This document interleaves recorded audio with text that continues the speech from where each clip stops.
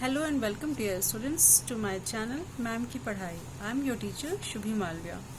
Students, today we will start third chapter of geography, water resources, with the second lecture. Use of water in post-independent India and water scarcity. When we got independence, then what was the reason for water scarcity? Actually, there was the many things to develop. उस समय बहुत सी ऐसी चीज़ें थी जिन्हें develop करना था India में, such as agriculture, industries, population भी इंक्रीज हो रही थी. तो इन सब की नीड के लिए there were lots of projects such as hydel power projects. इन सबको डेवलप करना था. साथ ही साथ में उन लोगों के लिए सेटलमेंट्स को बनाना था जिनकी वजह से there was the water were in a lot of use. Water को बहुत ज़्यादा यूज़ किया जा रहा था जिसके कारण वाटर स्कैरसिटी स्टार्ट हो गई. These developments put pressure on water resources beside other resources. Other resources की अपेक्षा वाटर पर ज़्यादा प्रेशर आ गया था. इसके अलावा वाटर की जो क्वांटिटी ऑफ वाटर रिक्वायर्ड था वो तो इंक्रीज हो रही थी. मीन्स वाटर को ज़रूरत तो बढ़ रही थी बट इट्स अवेलेबिलिटी डिक्रीज. लेकिन जो इसकी वो कम होती जा रही थी क्योंकि वाटर जो एक लिमिटेशन में था वो कम हो रहा था. Quality of water also decline because of water pollution. Water pollution के कारण भी इसकी क्वालिटी डिक्लाइन हो रही थी, कम होती जा रही थी. अब there were many reasons for what water pollution is caused. Man की ही एक्टिविटीज होती है जिनके कारण वाटर पॉल्यूशन होता है. मेन जो रीजंस हैं उन्हें देखते हैं. First, industrial waste in water bodies. Industries के वेस्ट वाटर बॉडीज में जाते हैं. Urban waste in water such as river. तो अर्बन वेस्ट जो भी होते हैं वो भी वाटर में जाते हैं जिसमें सैनिटरी भी आता है. Pollution of water due to the application of insecticides, pesticides and fertilizers in agriculture operations. Agriculture में जिस भी तरह के पेस्टिसाइड या इंसेक्टिसाइड या फर्टिलाइजर्स यूज होते हैं जिसकी वजह से भी वाटर पॉल्यूट होता है. और इसके अलावा navigation and oil spills from river vessels.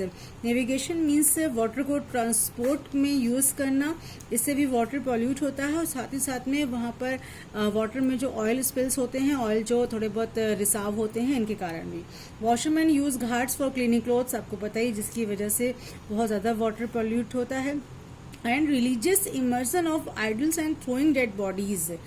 जो या फिर हाफ बर्न्ड क्रॉप्स जो होती हैं, यानी आधे जले हुए शरीरों को या तो नदियों में बहा दिया जाता है, या जो धार्मिक मान्यता हमारे इंडिया में है कि जो भी डेड बॉडीज हैं कभी कभी उनको भी फेंका जाता है पानी में, या फिर जो देवी देवताओं की मूर्तियां होती हैं उनको भी पानी में डाला जाता है जिसकी वजह से वाटर पॉल्यूशन होता है. Now come to water conservation. अब water conservation is main thing. अब जब इतनी ज़्यादा पॉपुलेशन बढ़ती जा रही है तो लोगों को वाटर को कंजर्वेशन करना ही पड़ेगा. तो how we can do it, कैसे ये किया जा सकता है? First point, proper management of water resources. अगर हम उसके यूज को प्रॉपर मैनेज करेंगे तो वाटर कंजर्व होगा. Recycling of waste polluted water. अब कोई वाटर अगर पॉल्यूटेड हो गया है तो we can reuse them by recycling of waste. उसको रिसाइकलिंग करके फिर से उसको हम यूज कर सकते हैं. पार्शियल और full treatment of waste before discharging into water bodies. Water bodies में डालने से पहले जो वेस्ट, इंडस्ट्रियल वेस्ट हो और चाहे अर्बन वेस्ट हो, उसको अगर हम प्रॉपर फुल ट्रीटमेंट कर दें उसको, वेस्ट को अच्छी तरह से, तो फिर वाटर बॉडीज में वो जाकर पॉल्यूट नहीं करेगा. Drinking water should not be used in gardening, car, court yard, washing, in toilets and wash basins. Means drinking water को सिर्फ ड्रिंकिंग पर्पज से ही यूज करना चाहिए, उसको किसी चीज को वॉशिंग में नहीं यूज करना चाहिए. Prevention of wastage which occur due to spilling. अब जो स्पिलिंग मीन्स जैसे जो पाइप लाइंस होती है, वाटर पाइप लाइंस होती हैं, वो अक्सर लोगों के यहाँ डैमेज हो जाती हैं, लीकेज होता है, ओवरफ्लोइंग हो जाता है, या स्पिलिंग कहीं कहीं पर थोड़ा बहुत रिस रहा होता है पानी. तो इनकी वजह से भी हम प्रिवेंशन, इसको ठीक करके प्रिवेंशन कर सकते हैं, मीन्स वेस्टेज को रोक सकते हैं. इसके अलावा परफोर्टेड मटेरियल्स फॉर पावमेंट्स। देखिए हम लोगों के जो फुटपाथ होते हैं, सड़कें होती हैं, अब इतनी पक्की हो गई हैं कि जो रेन वाटर होता है that is not able to go underground, और फिर वहाँ के जो वाटर लेवल है उसको नहीं बढ़ा सकता है। इसलिए अगर हम लोग पावमेंट में थोड़े बहुत परफोर्टेड मीन्स थोड़े बहुत छेद टाइप में कुछ ऐसे होल टाइप में थोड़े बहुत बना दें, जिससे कि जो रेन वाटर है वो अंडरग्राउंड वाटर तक पहुंच सके और वहाँ पर लेवल बढ़ा सके, तो इससे भी हमारा वाटर कंजर्वेशन हो सकेगा। Rain water should be allowed to collect in tanks, ponds and reserves. Means rain water को टैंक्स, पॉन्ड्स वगैरह में भी कलेक्ट करना चाहिए, जिससे कि हमारा वाटर कंजर्व हो सके। Now come to multi-purpose river valley projects and integrated water resource management. We can conserve and manage water resources by adopting river valley projects. This involves the constructions of dams, small and big. जो हमारा water river valley projects होता है, इसमें हमारे dams आते हैं जिसमें कि रिवर्स के ऊपर बांध बनाकर उन वाटर को हाइडल पावर में कन्वर्ट किया जाता है और उसको मेनी पर्पस में यूज़ किया जाता है। That is called the multipurpose river valley projects या मल्टीपर्पस प्रोजेक्ट्स।